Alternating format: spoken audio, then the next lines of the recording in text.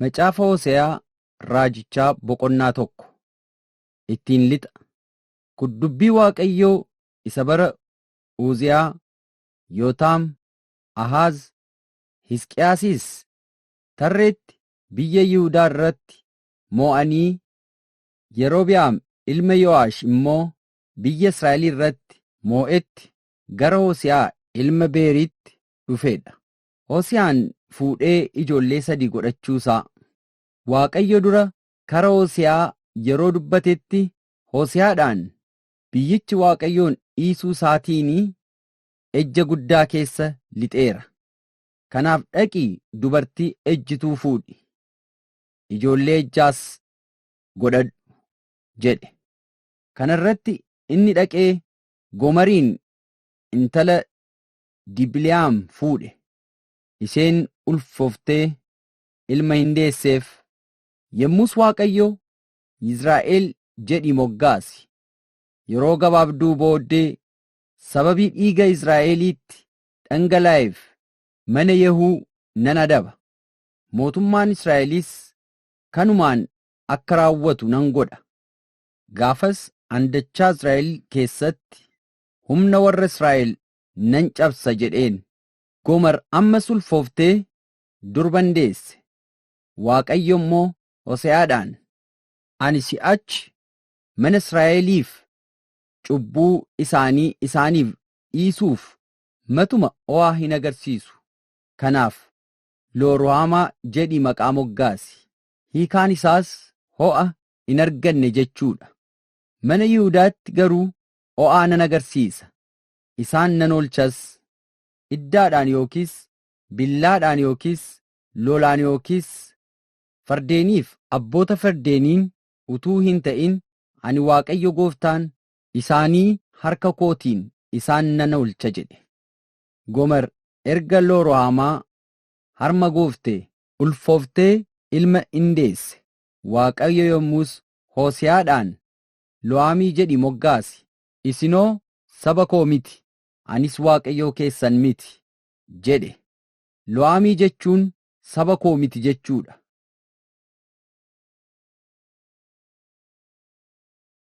Macaafa Hoose'aa raajichaa boqonnaa 2. Abdii gara fuula duraa. Si'achi garuu lakkoobsi namoota Israa'el akka cirrachaa galaanaa isa hin safaramne, isa hin lakkaa'amnes hin ta'a. Qooda isin saba koo miti ittiin jedhe immoo ijoollee Waaqayyoo isa jiraataa jedhamuuf jiru. Ijoolleen Yihuudaaf ijoolleen Israa'el tokkummaatti walitti in qabamu. Walumattis nama isaan geggeessu tokko hin kaafatu. Guyyaan Israa'el guddaa waan ta'uuf isaanis biyyicha keessaa ol hin dhufu. Egaa obboloota keessan Amii, obboleettota keessanis Ruhaamaa jedhaa waamaa. Amii jechuun saba koo, Ruhaamaa jechuun o'aa argatte jechuudha. Amanamuu dhabuu irraa kan ka'e adabamuu. Haadha keessan hadheessa. Isheen haadha manaa koo ta'uu waan dhiifteef, anis abbaa manaa ishee ta'uu waanan dhiiseef ishee hadheessa. Isheen halaalummaa fuula ishee irraa mul'atu milikkita ejjummaas harma ishee gidduudhaa haa baafattu. Yoo kun ta'uu dhabaate garuu wayyaa ishee irraa baasee akkuma gaafa dhalatteetti qullaa nan hambisa. Ishees akka lafa onaa, akka lafa isa gogaa nan godha.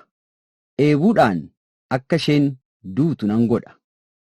Ijoolleen ishee ejjummaadhaan waan dhalataniif ani o'aa isaan hin argisiisu. Haati isaanii in ejjite. Isheen garaatti isaan baattees waan yellaasisaa hojjette.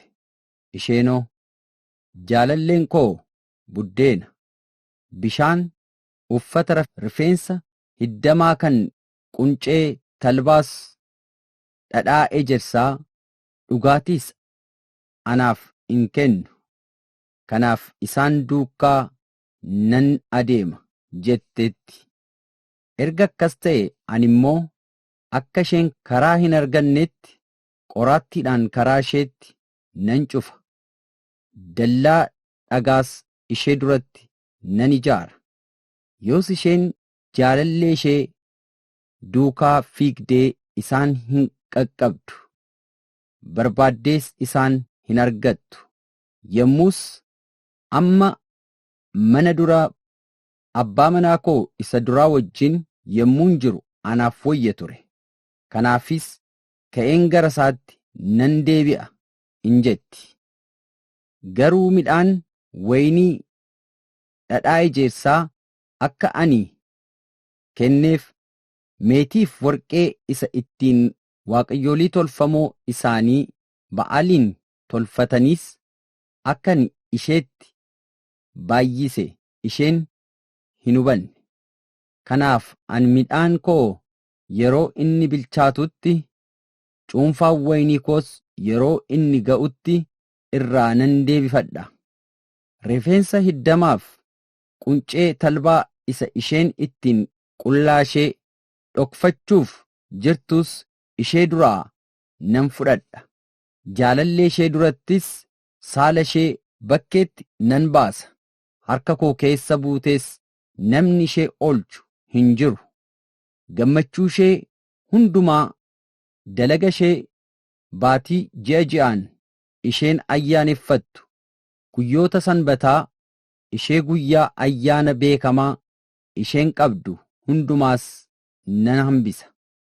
Mukeetti wayniif mukeetti harbuu warra isheen jaalallee kootu gatii anaaf kenne jettu sanaa nan gadhiisisa. Isaanis caakkaa ta'anii bineensonni akka irraa nyaatan nan godha. Guyyoota isheen Ba'aalii waaqayyoolii tolfamoo isheetiif ayyaana godhatte, ixaana aarsiteef sanaaf ishee nan adaba. Isheen amartii ishee kaa'attee mi'a ishees naqattee jaalallee ishee duukaa adeemtee ana immoo irraanfatte jedhee dubbateera Waaqayyo. Amanamummaa Waaqayyoo saba isaa argisiisuu. Kanaafis kunoo ani ishee tole nan jechisiifadha. Gara lafa onaatti ishee geessee dubbii garaa ishee rukutu nan dubbadha. Achi utuu jiruu iddoo dhaaba waynii isheetii isheedhaaf nan deebisa.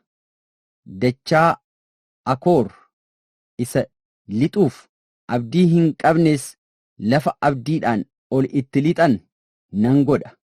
Achitti immoo akkuma bara ijoollummaa isheetii, akkuma yeroo biyya Gibxii baatettis anaaf in awwaatti. Ati gaafas abbaa manaa koo jettee na waamta malee deebitee akka Ba'aal isa Waaqayyoo tolfamaatti ana hin waamtu jedhee dubbateera Waaqayyo. Maqaa Ba'aal waaqayyoolii tolfamoo kanas afaan isheetti akka hin dhufne nan godha. Maqaa isaanii namni yaadatus hin jiru. Gaafas bineensota daggalaa, simbirroota qilleensa keessa balali'an, warra lafarra munyuuqan wajjinis kakuu isiniif nan gala. Iddaaf billaa, mi'a lolaas caccabsee lafarraa nan balleessa. Akka isin nagaatti gabiitti teessanis nan godha. Ani yeroo hundumaaf kan koo sin godhadha. Qajeellina, dhugaa, jaalala o'aas argisiisuudhaan kan koo sin godhadha. Amanamummaa argisiisuudhaanis kan koo sin godhadha. Atis ana Waaqayyoo kee bartee in hubatta. Waaqayyo dubbateera, kunis in ta'a. Gaafas ani nan awwaadha. Bantiiwwan Waaqaaf nan awwaadha. Isaanis lafaaf in awwaatu. Lafti in awwaata. Midhaanniif daadhii waynii, dhadhaa ejersaas in baasa. Isaanis Yizraa'eliif in awwaatu. Biyyicha keessa jabeessee ishee nan dhaaba.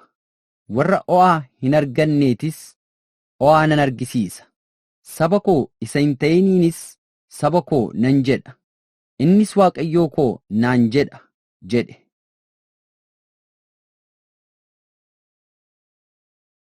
Macaafa Hosiyaa Raajichaa Boqonnaa 3. Hosiyaaf haadha manaa isaa ishee hin amanamne.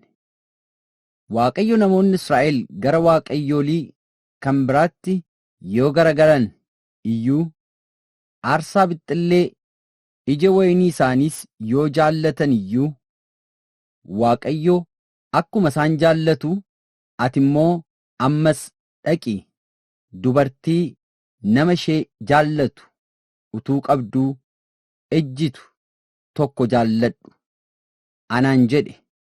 Kanaaf an meetii 15f garbuu kuntaala 2 kiiloo 20 ishee nan bitadhe. Kana booddee isheedhaan guyyaa baay'ee calluma jedhii anaaf ta'i. Ejjummaa hin hojjetin, nama biras hin ga'in. Anis akkasuma utuu si bira hin ga'in nan ta'a nan jedhe. Namoonni Israa'el iyyuu mootii gurguddoota biyya qalma gubamu, utubaa dhagaa qullaatti ilaalamu, uffata lubummaa isa uffatanii Waaqayyoon gaafatan, bifa waaqayyoolii mi'a mana keessas malee guyyaa baay'eedhaaf ta'uuf jiru. Kanaa booddees namoonni Israa'el deebi'anii Waaqayyo isaanii Goofticha Daawitiinis mootii isaanii hin barbaaddatu. Dhuma barichaattis isaan sodaa guddaadhaan gara Waaqayyoo, gara wanta gaarii inni isaaniif godhus in dhufu.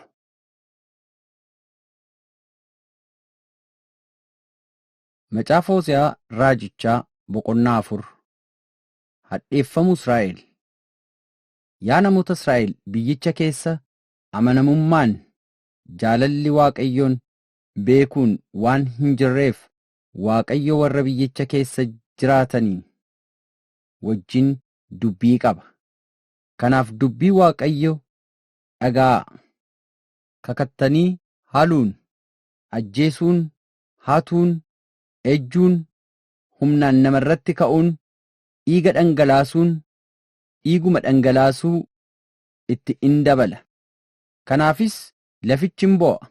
Warri laficha irra jiran hundinuu, bineensonni daggalaaf simbirroonni qilleensa keessa balali'an gadi hin dhumu. Qurxummiin galaanaa iyyuu fudhatamanii in badu. Hadheeffamuu lubootaa. Namni dubbii hin kaasin, namas hin ifatin. Ani garuu si wajjinan dubbii qaba yaa lubichaa. Ati guyyaadhaan in gufatta, raajichis immoo halkaniin si wajjin in gufata. Biyya kee ishee haadha kee sana nan balleessa. Sabni koo karaa ittiin na beeku waan dhabeef balleeffamee, ati ana beekuu tuffattee waan dhiifteef, anis luba naaf ta'uu kee tuffadheen si dhiise. Erga ati seera koo, seera Waaqayyoo keetii irraanfatte, anis immoo ilmaan kee nan irraanfadha. Ammuma ofii baay'atan na yakkuu isaanis in baay'isan. Ani immoo ulfina isaanii salphinatti nan geeddara. Kennaa sabni koo waa'ee cubbuu isaatiif dhi'eessu in nyaatu. Sabni akka yakkus garaa guutuudhaan in hawwu. Wanti saba sanatti dhufu lubichattis hin dhufa. Kanaaf ana adeemsa isaatiif isa nan adaba.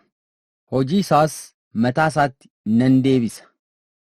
Nyaachuu hin nyaattu garuu hin quuftan. Ejjaa waaqayyoolii tolfamoo in ejju garuu galanii ijoollee hin godhatan. Isaanoo ana Waaqayyoon dhiisaniiru, dhimma koos hin qaban. Waaqayyoolii tolfamoof sagaduu isaaniitiif hadheeffamuu sabaa. Ejjaa waaqayyoolii tolfamoof ejjuun daadhii wayinii isa ba'aa isa hin ba'inis dhuguun yaada isaan keessaa fudhate. Sabni koo bufa muka irraa qinqimamee deebii in gaafata. Dhaabbanni isaas akka isa akka itti himuuf in eeggata. Yaadni ejjummaa isaanitti galee isaan wallaalchise. Waaqayyo jalaa ba'aniis ejjaa isaanii duukaa bu'an. Isaan bantii tullootaa irratti qalma hin qalu. Gaarota irrattis aarsaa hin dhi'eessu. Kanas gaaddisi isaanii mararaa waan ta'eef muka hoomii, qilxuu fi dambii jalatti hin hojjetu. Kanaafis intaloonni keessan hin gaalamootu. Dubartoonni ilmaan keessanis in ejju. Warri dhiiraa of isaaniitii ejjitoota wajjin gara tokkotti hin goru. Dubartoota galma keessatti ejjaaf qophaa'anii ta'anii wajjinis qalma hin qalu. Erga ta'ee isa intaloonni keessan gaalamootaniif isa dubartoonni ilmaan keessan ejjaniifis ani isaan hin adabu. Sabni wallaalaanis hin balleeffama. Yaa Israa'el, ati ejjaa akkasiitti yoo gorte iyyuu Yihuudaan akka kee hin yakkin. Gilgala iddoo sagadaa hin ga'in. Beet'eelitti ishee Beet Awween kana jechuunis mana jallinaa jedhamteetti ol hin ba'inaa. Dhugaa Waaqayyoo isa jiraataa jettaniis hin kakatinaa. Israa'el akkuma goromsaa didu garaa didaa erga ta'e amma immoo Waaqayyo akka hoolotaatti bakkee bal'aa keessa isa tiksaaree. Efreem hidhata waaqayyoolii tolfamanii ta'eera itti dhiisaa. Gurguddoonni isaa warri gaachana baatan iyyuu dhugaatiin isaanii erga dhumee ejjaa isaaniitti in ka'u. Salphina kanas baay'isanii hin jaallatu. Bubbeen akka waan qoccoo itti mareetii isaan fuudhee in adeema.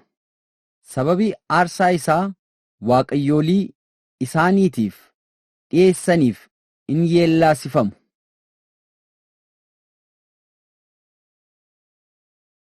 Macaafa Hoose'aa Raajichaa Boqonnaa 5.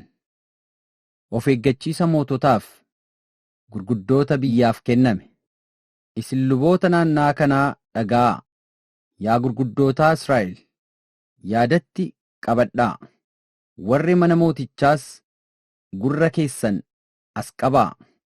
Firdi eeguun isiniif kennamee ture. Amma garuu firdiin isin irratti hin raawwatama. Isinoo iddoo Misphaa jedhamutti akka futtaasa tulluu Taaboor irrattis akka kiyyoo diriirfame taataniittu. Isin sanyii isa Shiximiitti hojjettanii gadi fageessitanii bal'ifattaniittu. Ani garuu hunduma keessan cimsee nan adaba. Ani Efreemin nan beeka. Israa'elis ana duraa hin dhokanne. Amma immoo yaa Efreem, ejjuu keetiin garagaggaluu agarsiifteetta. Israa'elis xuroofteetti. Garagalgaluun yaada isaanii keessa waan jiruuf Waaqayyoon hin beekan. Hojiin isaanii gara Waaqayyootti deebi'uu isaan hin dhawwa. Wanti Israa'el ittiin of guguddisu isumatti dhugaa in ba'a. Israa'eliif Efreem yakka isaaniitiin in gufatu. Yihuudaanis immoo isaanii wajjin in gufata. Isaan bushaayee isaanii fi saawwan isaanii fudhatanii Waaqayyoon barbaaduuf hin dhufu. Garuu inni waan isaan jalaa deebi'eef isa hin argatan. Isaan Waaqayyoof waan hin amanamneef ormaaf ijoollee hin godhatan. Kanaaf baatii harraatii isaan lafaa isaanii wajjin xab in jedhu. Lola Yihuudaaf Israa'elii gidduutti ta'u. Egaa fiinnoo Gibe'aa keessatti fiingees Raamaa keessatti afuufaa. Sagalee nama dammaqsu Beet Awwiin ishee dur Beetel jedhamtutti dhageessisaa. Biniyaamiinin garaa raasaa. Guyyaa adabaatti Efreem onaa in ta'a. Wanta dhuguma gosa Israa'el keessatti ta'us nan labsa. Gurguddoonni Yihuudaa akka warra daarii dhiibanii ta'aniiru. Kanaaf ani dheekkamsa koo akka bishaaniitti isaan irratti nan dhangalaasa. Efreem wanta waa'ee hin baafne duukaa bu'uu yaada waan qabuuf cunqurfamee dhugaan isaa badeera. Kanaafis ani Efreemitti akka madaa malaa kuuseeti. Mana Yihuudaattis akka bocoqaa raammeessuuti. Efreem dhukkuba isaa, Yihuudaanis madaa isaa yommuu arge, yommus Efreem biyya Asoor dhaqee mooticha guddaa sanattis in ergate. Garuu inni isin fayyisuu, madichas isinirraa balleessuu hin dandeenye. Anoo Efreemitti akka leencaa, mana Yihuudaattis akka leenca saafilaa nan ta'a. Ani anumti tatarsaasee nan adeema. Fuudhees nan sokka, kan oolchus hin jiru. Hamma isaan yakka isaanii of irratti beekanii fuula koo barbaaddatanitti an nan adeema. Iddoo koottis nan deebi'a. Yoos isaan rakkina isaanii keessatti dammaqanii ana in barbaaddatu jedhe.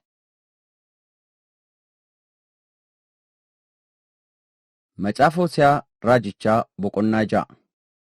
Geeddarannaan yaada garaa in hundee hin qabne adabamuu fiduu isaa. Isaan yommus kottaa gara Waaqayyootti in deebinaa.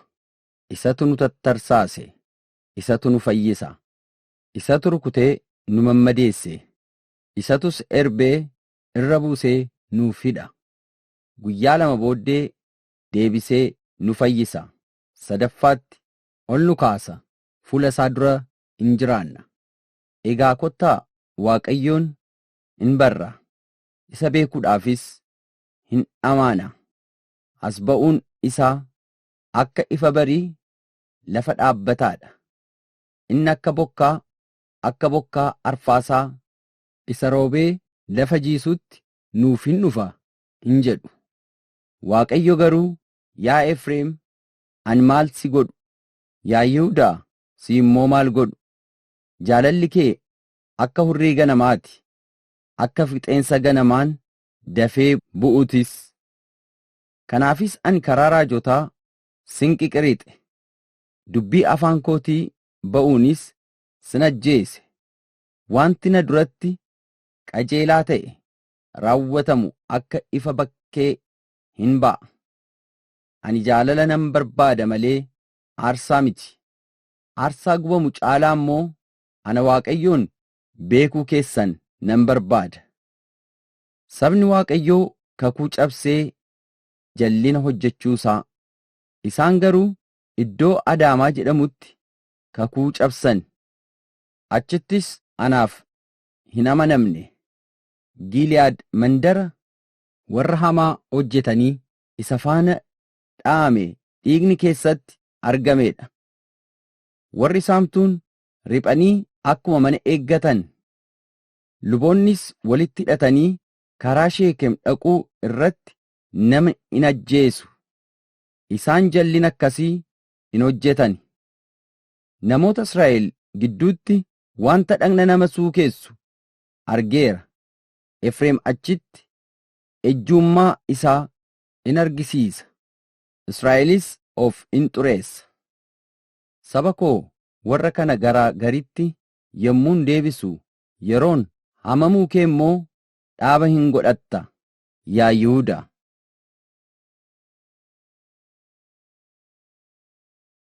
Macaafa Hoose'aa Raajichaa boqonnaa 7. Jallinni biyya keessatti hojjetamu Waaqayyo duratti yaadatamuusaa. Yeroo ani Israa'elin fayyisuu barbaadutti yakka Efreem Jalliin Samaariyaas in mul'ata. Isaan gowwomsuudhaan hin hojjetu. Hattuun qottee in lixa. Hattuun immoo bakkeetti in saama. Ani hojii isaanii isa jallaa kana hunduma akkan yaadadhu isaan garaa isaaniitti iyyuu hin yaadanne. Ammas gochi isaan isaanitti naanna'ee fuula koo dura jira. Isaan mooticha jallina isaaniitiin gurguddootas dubbii isaanii isa gara gaggalaadhaan hin gammachiisu. Isaan hundumti isaanii ejjetoota isaan akka eelee ibiddarratti ho'ifamee isa tolchituun yeroo bukoon sukkuumamee jalqabee hamma bukaa'utti ibidditti tuqachuu dhiisuuti. Isaan guyyaa ayyaanaa mootii keenyatti warra gurguddoota daadhii waynii obaasanii ho'aa itti kaasanii hin dhukkubsachiisan. Mootichis warra gaa'iftuu wajjin walii gale. Jarri akkuma eelee gubaatti itti in dhiyaatu. Haxxummaan garaa isaaniis riphee jira. Aariin isaanii halkan guutuu in seeqa.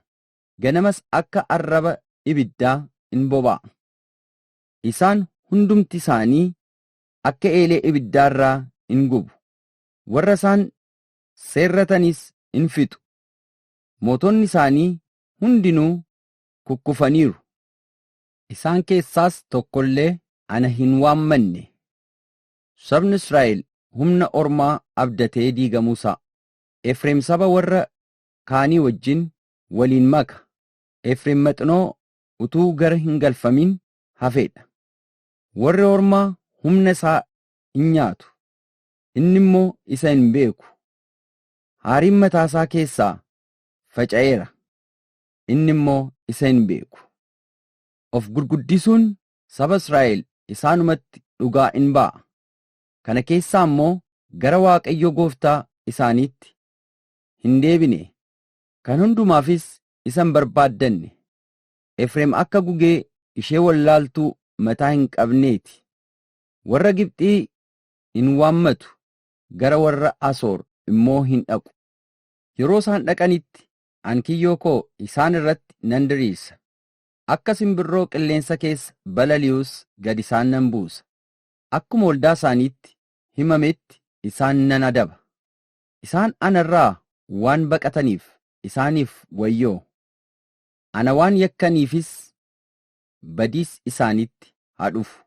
Ani isaan furuufan ture. Isaan garuu sobaan irratti in dubbatu. Siree isaanii irratti in wawwaatu malee garaa isaaniitiin anatti hin iyyatan. Midhaaniif daadhii wayniitiif of murmuru. Anirraa hin garagalu. Utuma ani isaan gorsee irree isaanii jabeessuu fi isaan amma ana irratti hin koratu. Isaan gara Waaqayyoo tolfamaa isa waa'ee hin baafneetti hin garagalu. Isaan akka idda qajeeltooti xiyya hin darbanneeti. Sababii dheekkamsaa arraba isaaniitiif gurguddoonni isaanii billaadhaan in kufu. Sababii kanaaf warri biyya Gibxii isaanitti hin geessu.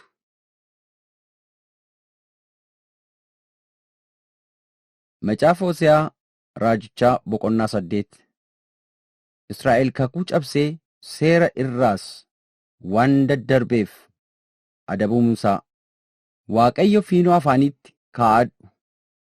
Sababii sabni koo kakuu koo cabsanii seera kootiinis mormaniif wanti akka joobiraa biyya koo irra hin bu'a. Nuyi warri Israa'el Waaqayyoo keenya hin beekna jedhanii gargaarsaaf gara kootti in iyyu. Haa ta'u iyyuu malee Israa'el isa gaarii tuffatee waan dhiiseef diin isa in ari'ata. Isaan mootii moosifataniiru. Ani garuu keessa hin jiru. Gurguddoota biyyaas hin kaafatan. Ani garuu hin beekneef. Lafarraa balleeffamuufis meetii isaaniif warqee isaanii irraa waaqayyolii tolfamoo hojjetatan. Yaa warra Samaariyaa, dibicha isin tolfattanii itti sagaddan tuffadhee nan gate. Dheekkamsi koo warra kana godhan irratti in boba'e. Isaan amma yoomiitti yakka malee taa'uu dadhabu ree? Dibicha Israa'el keessatti hojjetame kana namuma harka tolu tokkotu tolche malee dibicha sun Waaqayyoo miti. Dibichi warra Samaariyaa hin hurraa'a. Isaanoo akka namaa qilleensa facaasu, wanta hundee hin qabne hin facaasu. Akka nama bubbee haamuttis wanta guddaa sodaachisu hin galfatu. Midhaan maasii keessaa mataa hin qabu, ijas hin godhatu.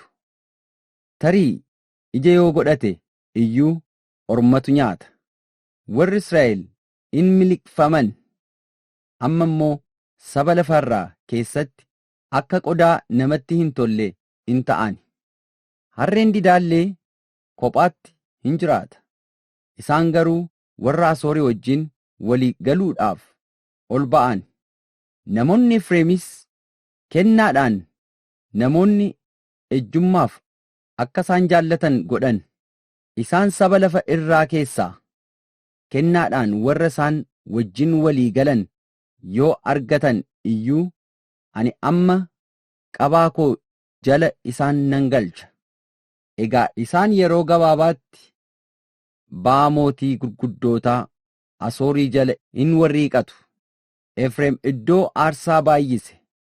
Iddoowwan aarsaan sun immoo sababii cubbuu isaatii ta'an. Seera koo hammam baay'isee caaffataan yoon isaaf kenne iyyuu akka kan ormaatti in lakkaa'ama. Isaan aarsaan jaallatu, foon aarsaadhaaf hin dhiyeessu. Isa irraas in nyaatu. Ani Waaqayyoo garuu isaanitti hin gammanne. Ani amma irra daddarba isaanii nan yaadadha. Cubbuu isaaniifis isaan nan adaba. Isaan immoo gara biyya Gibxiitti hin deebi'u. Warri Israa'el uumaa isaanii irraanfataniiru. Mana gurguddaa ijaarrataniiru. Warri Yihuudaas mandaroota marsaa cimaa qaban in baay'isan. Ani garuu mandaroota isaanii irratti ibidda nan erga. Innis mana isaanii warra jajjaboo in fixa jedhe.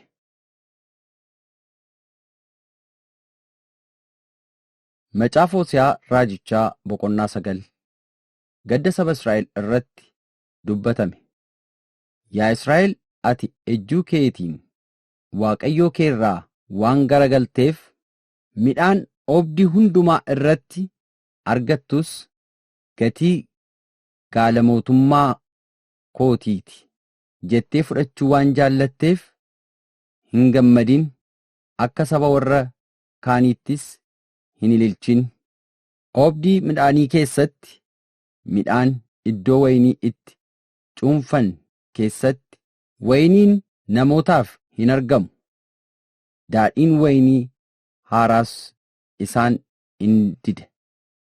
Isaan biyya Waaqayyoo isaaniif kenne keessatti hin hafan. Efreem gara biyya Gibxiitti in deebi'a. Biyya Asoorittis nyaata xuraa'aa nyaachuuf jira. Isaan dhibaayuu daadhii waynii Waaqayyoof dhibaafatan. Qalma gubamus isaaf hin qopheessan. Buddeenni isaanii akka buddeena warra gaddaa isaaniitti in ta'a. Buddeenni isaanii mataa isaanii duwwaadhaaf waan ta'eef gara mana Waaqayyoo hin dhufu. Warri isa nyaatan hundinuus in xureeffamu. Guyyaa ayyaanaa beekametti, guyyaa ayyaanaa isa kan Waaqayyootti maal gochuuf jirtu? Isaanoo yommus badiisa dura hin adeemu. Biyyi Gibxii walitti isaan in guurti. Mandarri Meemiifis awwaala isaanii hin taati. Mi'a meetii isaanii warra gatii jabeeyyii aramaan irra garagala. Godoo isaanii keessattis qoraattiin in biqila. Guyyoonni adabaa ga'aniiru. Guyyoonni itti gatii ofii argatanis ga'aniiru. Warri Israa'el kana beekuuf jiru. Yakki keessan guddaa waan ta'eef diinummaan keessanis waan baay'ateef raajichi qalbii dhabeera. Namichi hafuuraan dubbatus maraateera jettaniittu. Namoonni Efreem balbaluma godoo isaanii duratti raajicha in gaadu. Kiyyoon warra simbira qabdu karaa isaa hundumaa dura. Diinummaanis mana Waaqayyoo isa keessa jira. Akkuma isa bara mandara Gibe'aatti ta'e isaanis amala ofii isaanii mancaasaniiru. Waaqayyo yakka isaanii in yaadata, cubbuu isaaniis itti in ilaala. Wanta sababii cubbuuf Israa'elitti dhufe. Waaqayyo akka nama lafa duwwaa keessatti ija waynii argateeti. Ani Israa'eliin nan argadhe, abboota keessanis akka ija mukattii harbuu jalqabaa godhatte. Isa dura bilchaateetti nan ilaala. Isaan garuu gara Ba'aal isa Phe'oor dhufan. Waaqayyo tolfamaa isaa yellaasisaa kanaaf addaan of baasan. Akkuma isa jaallatan sanas cigaasisoo ta'an. Ulfinni Efreem akka simbirroo dura balali'ee in sokka. Mucaa godhachuun waa garaatti hafuun ulfaa'uunis hin jiru. Isaan ijoollee yoo godhatan iyyuu tokko illee utuu hin hafin isaan nan dhabsiisa. Yeroo ani isaan irraa gargar ba'utti isaaniif wayyoo. Akkuman arge Efreem akka muka meexxii iddoo lalisa keessa dhaabbatuu ture.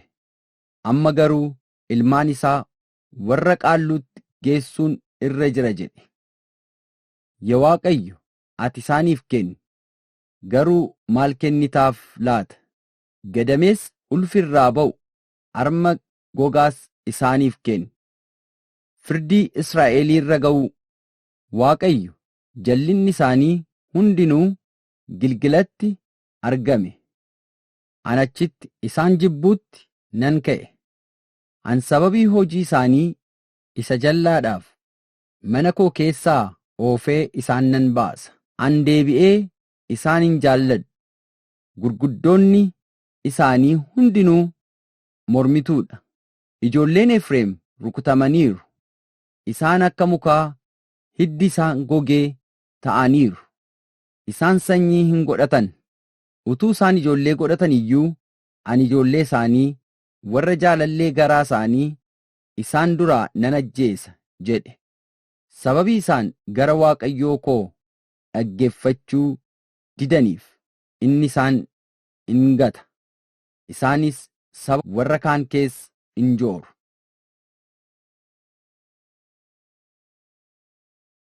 Macaafa Hooseዕ raajichaa boqonnaa 10.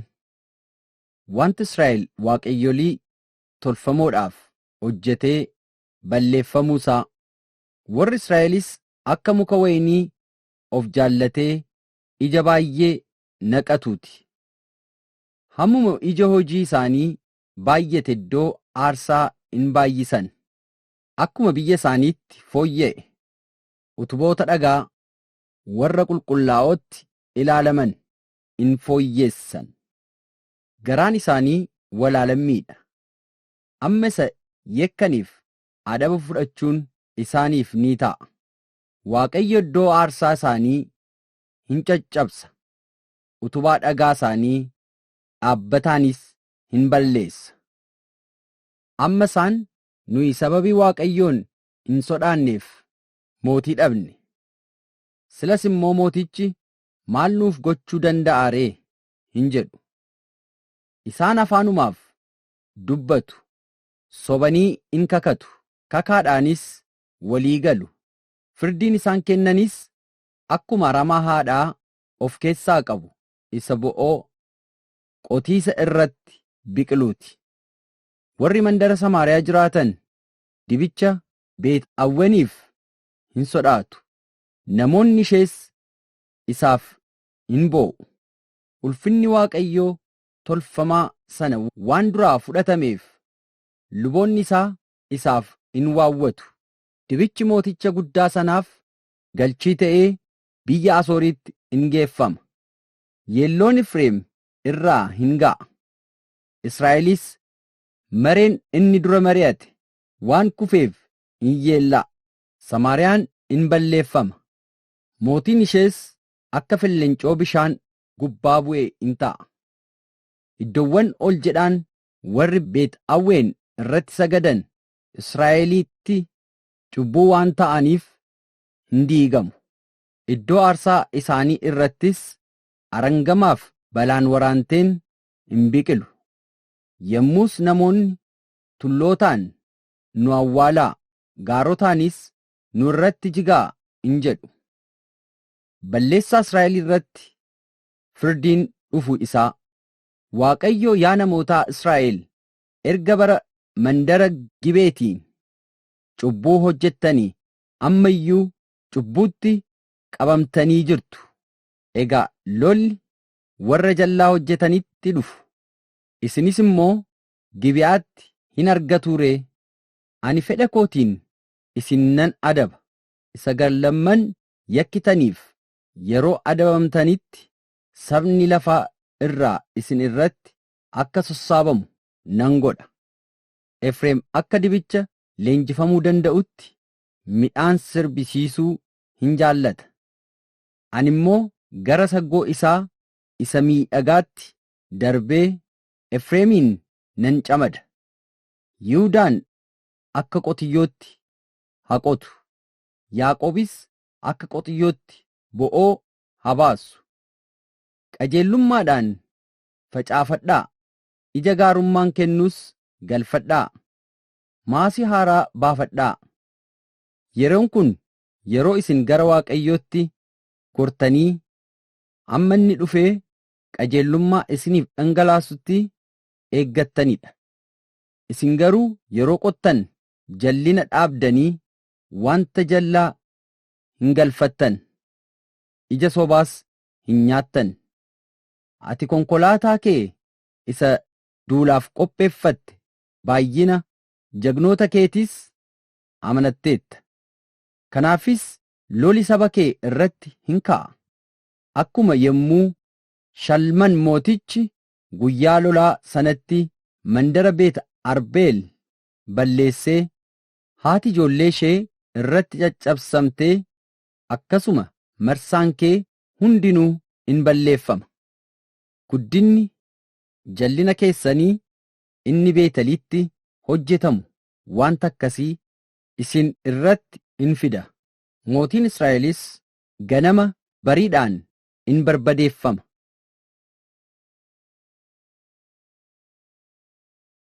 Macaafa Hosiyaa Raajichaa boqonnaa 11. Israa'el utuma diduu Waaqayyo obsee jaallachuusaa. Israa'el ijoollee yeroo turetti ani sanan jaalladhe. Biyya Gibxii keessaas ilma koo nan waame. Ammuma ani isaan waame immoo isaan caalchisanii ana irraa in fagaatan. Isaan Ba'aaliif aarsaa dhi'eessuu, bifa fakkeenyaafis ixaana aarsuu ittuma in fufan. Ani illee sanyii Efreem daaddisuu nan barsiise. Kaasuttis ol isaan nan fuudhe. Isaan garuu kan isaan fayyisu an akka ta'e hin beekne. Ani lookoo garaa laaffinaatiin, hidhaa jaalalaatiin isaan nan harkise. Akka sawaanjoo boquu isaanii irraa itti laaffisees isaaniif nan ta'e. Gara isaanittis gad jedhee isaan nan nyaachise. Isaan gara kootti deebi'uu waan didaniif gara biyya Gibxiitti deebi'uuf jiru. Warri Asooriis isaan irratti hin moo'u. Billaan mandaroota isaanii keessatti gad isaan hin cira. Danqaraan karaa dallaa isaaniis hin kukkuta. Namoota isaanii warra kortaaniis hin fixa. Jaalalli Waaqayyoo dheekkamsa isaa caalaa jabaachuusaa. Sabni koo ana irraa garagaluutti liqimfamanii jiru. Yoo ol isaan waamanis isaan takkaayyuu ol hin ka'an. Yaa Efreem, attamittan kan biraatti si kennuu danda'a ree? Yaa Israa'el, ani attamitti garaa kutadhee si dhiisu ree? Ani attamittan akka mandara adiimaa dabarsee si kennuu danda'a ree? Yookiis attamittan akka mandara Zoobi'aamii si gochuu danda'a ree? Kana gochuuf garaan koo hin dandeenye, ho'i koos ittuma caale. Ani dheekkamsa koo isa boba'aa gad hin dhiisu, deebi'ee Efreemin hin balleessu.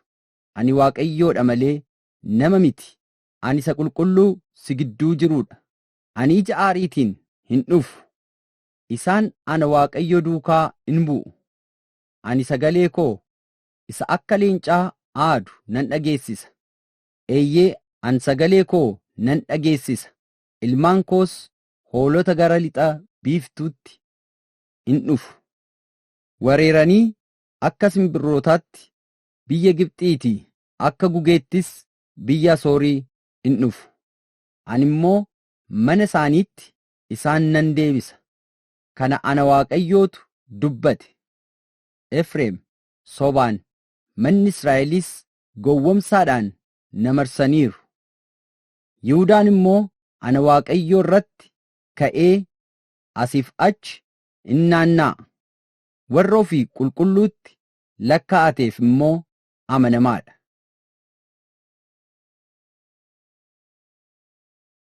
Macaafa Hoose'aa Raajichaa boqonnaa 12. Israa'eliif Yihuudaan Waaqayyoof amanamuu dhabuu isaanii. Efreem qilleensaa wajjin in oola.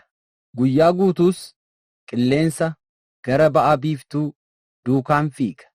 Soba humnaan nama irratti ka'us hin baay'isa.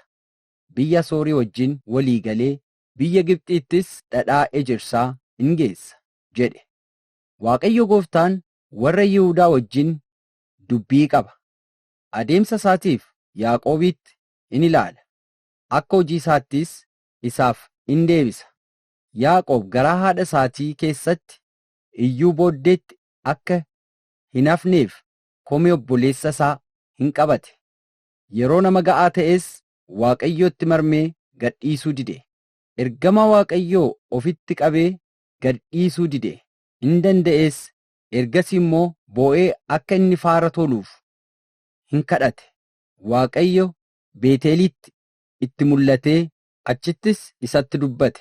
Inni Waaqayyo Gooftaa maccaatti Waaqayyo isa yaadatamuu ta'uufidha. Ati immoo amma gochaa Waaqayyoo keetiin in deebita. Egaa jaalalatti wanta dhugaa ta'ettis qabamii jiraadhu. Yeroo hundumaas Waaqayyoo kee abdiidhaan eeggadhu. Ati immoo naggaadee madaallii sobaa harkatti baatuudha. Nama gowwomsuus hin jaallatta. Kana irratti Efreem, ani dhuguma sooromeera, geessifadheeras.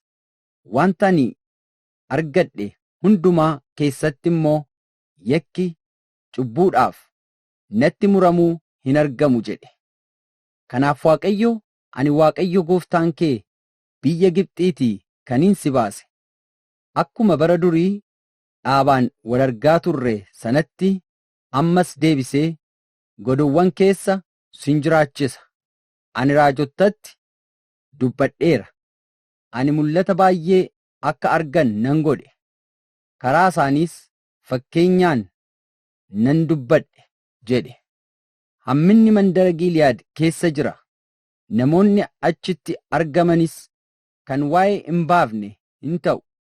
Gilgaalitti korommii aarsaadhaaf hin dhi'eessu. Iddoowwan aarsaa isaanii immoo akka tuullaa dhagaa isa bo'oo qotiisa keessa tuulamee hin ta'u. Yaaqoob biyya Araamiitti baqate. Israa'el haadha mana argachuudhaaf namaaf hojjete. Niitii fuudhuufis hoolota tikse. Waaqayyo garuu harka raajiitiin warra Israa'el biyya Gibxiitii ol baase. Harka raajiitiin akka eegamanis in godhe. Efreem tuttuqee gooftaa isaa garmalee waan aarseef, inni immoo yakki isaa inni du'aan ga'u isuma irratti akka hafu hin godha. Arrabsoo isaas mataa isaatti in deebisa.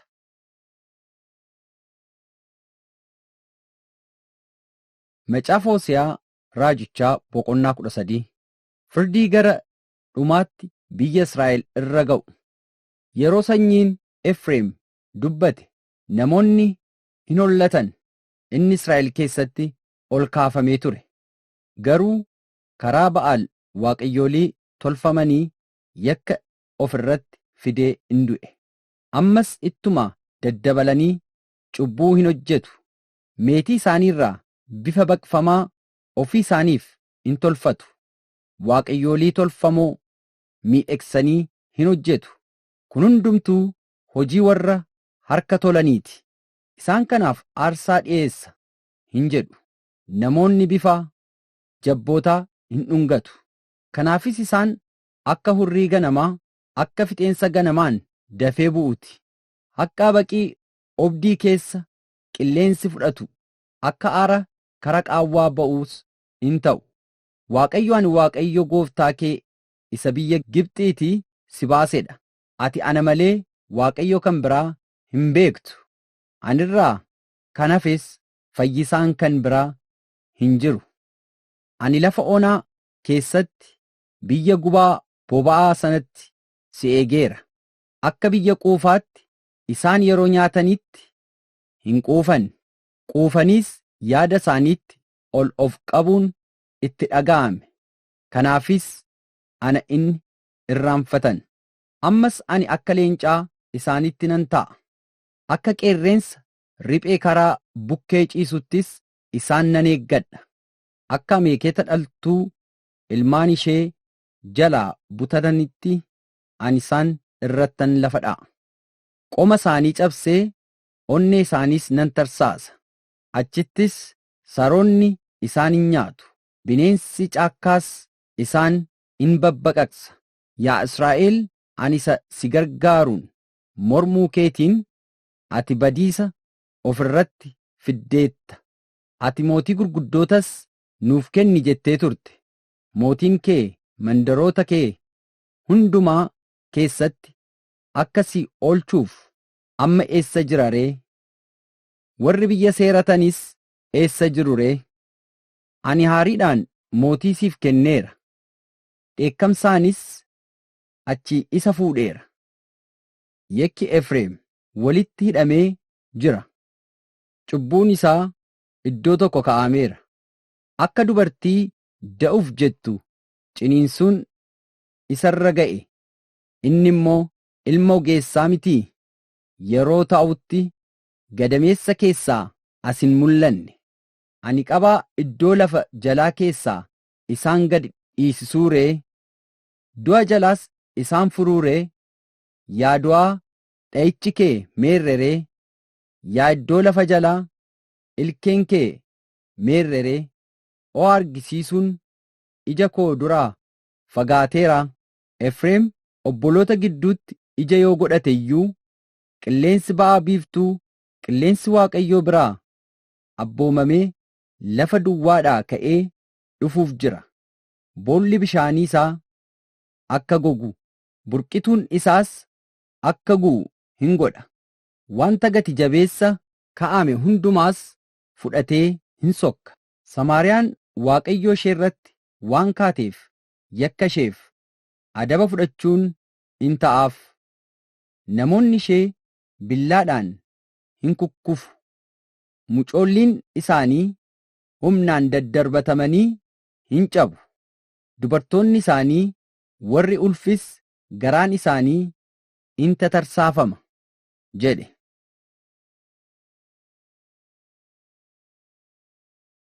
Macaafa Hoose'aa raajichaa boqonnaa 14. Warri Israa'el gara Waaqayyootti akka deebi'aniif waamuu isaa. Yakka keessaniin gufattanii waan kuftaniif gara Waaqayyoo gooftaa keessanitti deebi'aa. Yaa warra Israa'el, wanta jechuuf jettan kana fudhadhaatii gara Waaqayyootti deebi'aa. Yakka keenya guutummaatti nu irraa fuudhi. Gaariitti nu simadhu. Galata afaan keenyaas akka qalma jabbootaatti aarsaa siif in dhi'eessina. Asoor nu oolchuu hin danda'u. Lolaaf farda hin fe'annu. Deebinees wanta harki keenya tolcheen waaqayyoolii keenya hin jennu. Ati isa ijoolleen abbaan irra hin jirre biraa o'aa argattuudha ittiin jedha. Waaqayyo jireenya gaariitti akka isaan deebisuu abdachiisuu isaa. Waaqayyo anarraa galagaluu isaa dhukkubatti ta'e irraa isaan nan fayyisa. Aariin koo isaan irraa waan deebi'eef fedha garaa kootiin isaan nan jaalladha. Warra Israa'eliif akka tiifuu bokkaa nan ta'a. Isaanis akka daraaraa hin daraaru. Akka mukeetii Libaanan hidda isaanii in yaafatu.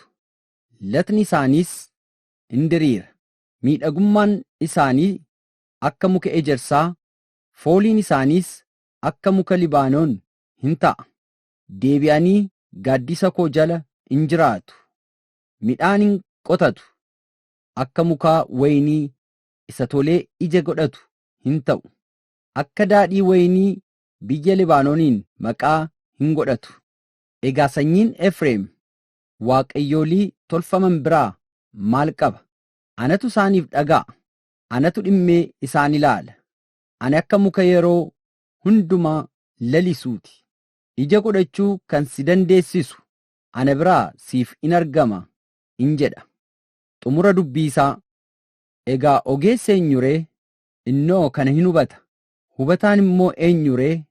Inni kan beeku bira hin ga'a. Karaan Waaqayyoo hundinuu sirriidha. Warri qajeelloon isa irraa in adeemu. Warri mormanii garuu isa irratti gufatanii in kufu.